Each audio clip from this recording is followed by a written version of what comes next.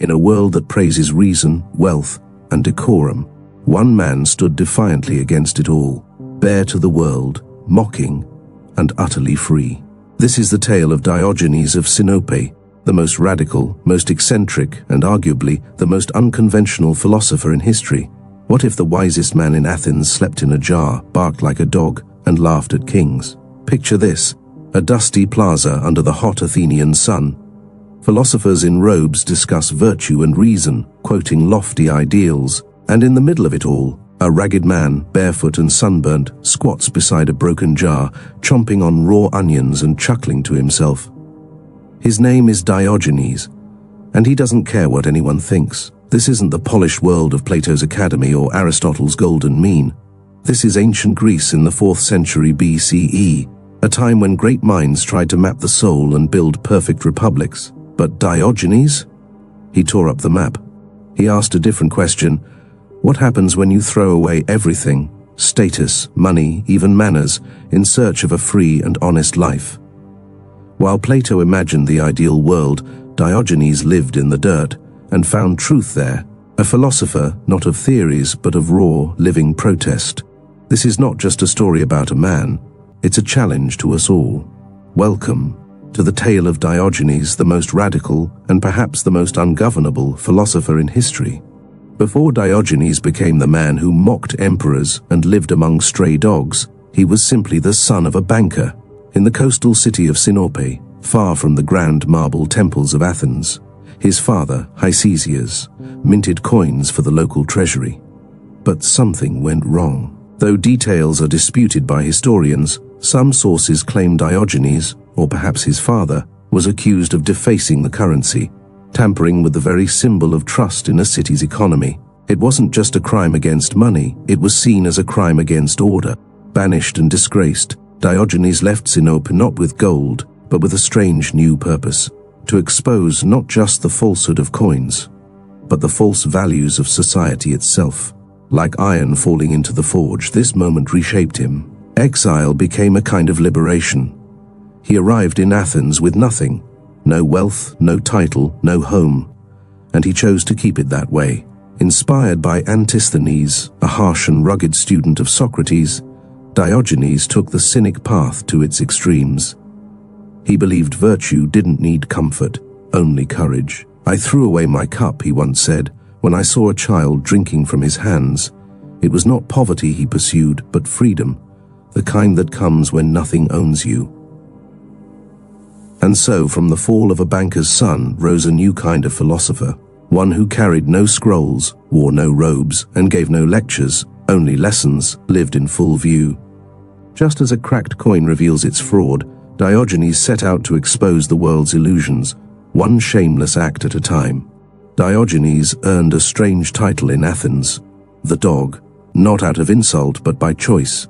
He barked at those who chased wealth, bit back at hypocrisy, and lived as freely as any creature under the sun. The word cynic comes from the Greek kenikos, dog-like. To Diogenes, that was no shame. In fact, it was the highest praise. He lived dog-like, not as an insult but as a philosophy. To the cynics, dogs represented natural simplicity and honest living. Dogs, he said, live simply. They eat when they're hungry, sleep where they like, and don't lie to impress. In contrast, humans build palaces of pride, yet are chained by fear, of opinion, of failure, of themselves. Diogenes believed that to be virtuous, one must return to nature, strip away the false needs, the invented rules, and live with honest instinct. He made his body and his life a kind of moving argument. He would eat in the marketplace, sleep in doorways, and even attend to bodily functions in public, not to shock, but to challenge the artificial conventions of society. He rejected shame as a social illusion, a cage built by custom. In one tale, when asked why he committed an act considered indecent by modern standards, he replied, "If only rubbing my stomach would cure hunger." According to ancient sources, these acts weren't meant to offend, they were meant to awaken. To ask, why do we pretend to be what we are not? Like a stone tossed into a still pond, Diogenes disrupted not just decorum, but the deeper layers of belief. He walked through life like a mirror, showing others not who they wanted to be, but who they really were.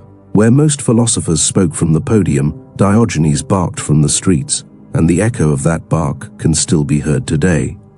In the grand halls of philosophy, few figures dared to laugh in the face of greatness, but Diogenes did, and often. When Plato famously defined man as a featherless biped, Diogenes burst into the academy with a plucked chicken in hand, declaring, "Behold, Plato's man!" It wasn't just a prank, it was a challenge. To Diogenes, philosophy wasn't about clever words or tidy definitions. It was about truth lived, not spoken. He believed that grand theories often covered simple lies. As Plato built castles in the realm of ideals, Diogenes dug into the dirt and reminded everyone that life wasn't an abstract. It was hunger, honesty, and courage. His contempt for status didn't stop at the philosopher's gate. One morning, Alexander the Great, the most powerful man in the world, stood before Diogenes and asked if there was anything he could do for him. Diogenes didn't bow, he didn't flatter. He simply looked up from where he was lying in the sun and said, "Yes, stand out of my light." Though likely apocryphal, the story captures Diogenes' spirit. Its meaning has echoed for centuries. A beggar refusing the king's favor. In that instant, Diogenes revealed a different kind of power, the strength of needing nothing, of being truly free. Alexander later remarked, "If I were not Alexander, I would be Diogenes." These encounters were more than witty exchanges. They were quiet earthquakes, shaking the foundations of power and philosophy alike. Like a solitary flame in the wind, Diogenes burned not with brilliance, but with clarity, fierce, humble, and untamed. He left no books behind, only stories, and a legacy that asks, even now, what do we worship and what is it really worth? By day, Diogenes wandered barefoot through the city. By night, he carried a lantern through the crowded streets of Athens, holding it up to the faces of passers-by. When asked what he was doing, he replied simply, "I am looking for an honest man." Was it a joke? Perhaps. But beneath the humor lay something more profound, a cry against the masks people wear, the roles they play, and the lies they call truth. Diogenes wasn't searching for moral perfection. He was searching for authenticity, someone who lived without pretending, without fearing, without hiding behind polished words or polished shoes. Even in death, he remained an enigma. Some say he died from holding his breath. According to one unlikely account, he died by holding his breath, though historians doubt the plausibility. Others say he ate raw octopus and fell ill. A cautionary tale, not a recommendation. Like much of his life, the truth is uncertain, and that too feels fitting. What remains clear is his legacy. Though he left behind no writings, his spirit seeped into the bones of future thinkers. Zeno of Citium, who founded Stoicism, studied with the Cynics and carried forward the idea that virtue is found in simplicity and self-mastery. Centuries later, Nietzsche would praise Diogenes for unmasking society's illusions, for living in defiance of the herd and choosing truth over comfort. And still, the lantern glows, not in the streets of Athens now, but in the quiet corners of the mind. Whenever someone questions the rules, rejects the chase for wealth, or dares to live with nothing but their own courage. So, who was Diogenes? This man in rags, who slept in a jar and laughed at kings. He was an exile, a provocateur, a philosopher without parchment. But more than that, he was a mirror held up to the world. Through mockery and defiance, he stripped away the costumes of culture and showed us what remains, a body, a mind, and the courage to live without lies. From the fall of a banker to the glare of a lantern, Diogenes taught, not through lectures, but by living his truth in full view of those too afraid to do the same. We followed his steps through dusty marketplaces, quiet confrontations with the powerful, and the dim light of that famous lantern. We've seen how his simple, radical vision echoed through Stoicism, stirred Nietzsche's hammer, and still hums beneath every act of quiet rebellion against shallow lives.